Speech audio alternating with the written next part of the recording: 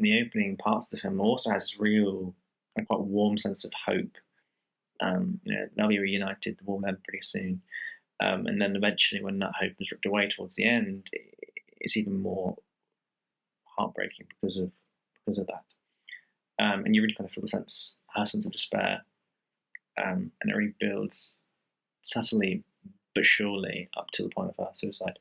And I think the way the suicide itself is framed is really elegant and very cinematically astute. And then, when the husband returns, eventually at the end, kind of the tragedy of the film is complete. It's got this very Shakespearean feel to it.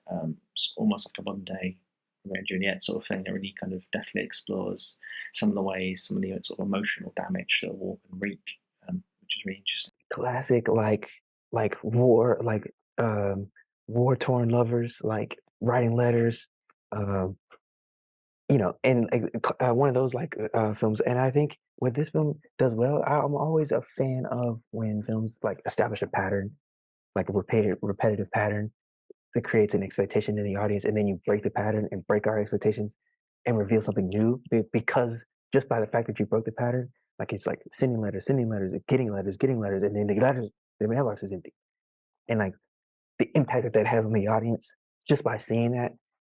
I'm always a fan of when films do that, and this film is a masterclass in how to do that because he did it both ways with both with her and then at the end with him. And it's like, and I think you use that technique in the best way possible because it made the emotional impact hit harder.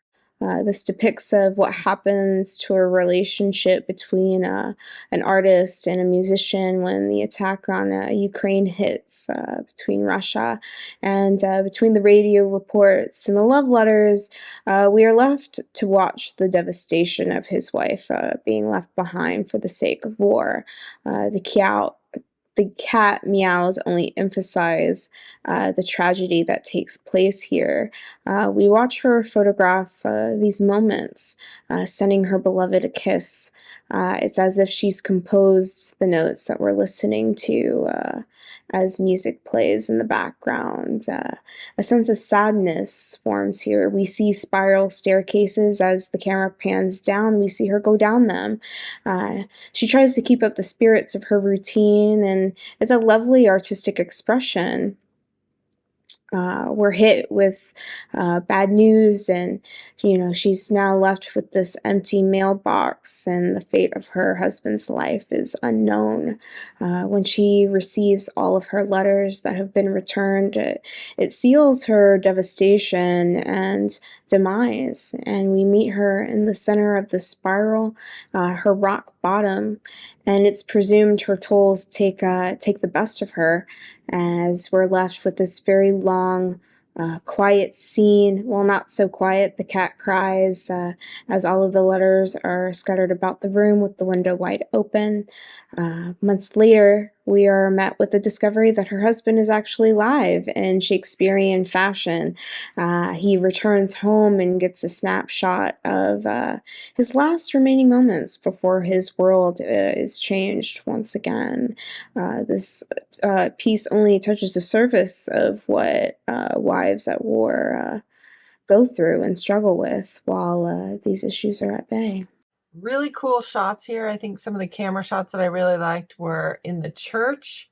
That was a really nice shot, kind of a long distance shot of her in the church playing the violin.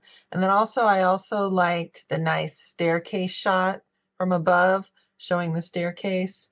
Just some really cool camera work going on here. Great use of color. Cinematography was good. So I liked the yellow in the home. I think she at one point had some yellow on her, like a turtleneck that was yellowish. Blue mailbox. Just some of the colors here were really cool. The music really set the tone, I thought, and the performances were really nice and subtle.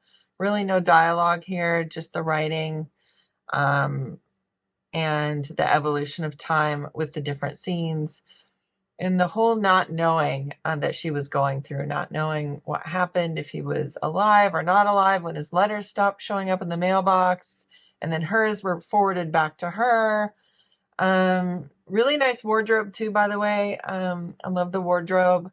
Just a very simple setup, but really deep. I mean, because so many men go off to war, and I mean, and this is just, recent as well with the whole Russia-Ukraine situation.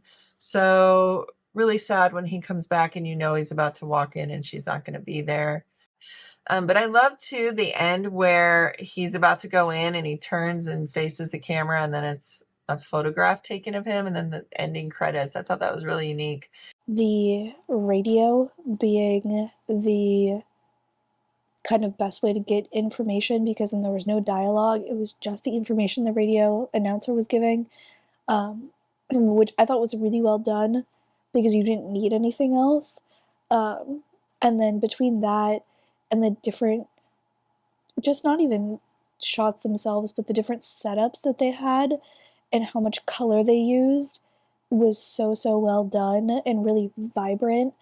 And when they added the music on over it, once the kind of, in between the news updates, I thought was really well done, because it just added this sense of longing and this sense of uncertainty, and I feel like it heightened the drama, it heightened the emotions with the music itself. I think that you're really hitting like a lot of I guess sort of Romeo and Juliet-ish notes, sort of this like you have the one, character who's sort of given up hope and makes a rash decision, and then only to, have it revealed that everything would have been fine in the end if they had just, stuck it out a little bit longer. But that's what tragedy is. I think that that your story is really working well. I really thought that they excelled here, and they also excelled in telling a story with very little dialogue. The filmmakers really nailed that very well. Wonderful actors, and the imagery that the score gave to the story